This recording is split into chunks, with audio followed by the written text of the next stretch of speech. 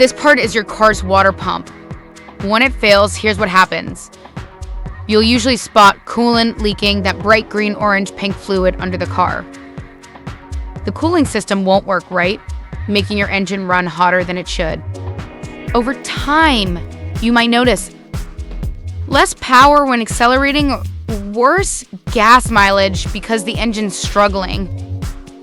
After replacing it with a new pump, a quality water pump typically lasts 810 years, but that's just a rough estimate. Your driving habits matter. Short trips, heavy loads, extreme weather, these can shorten its life.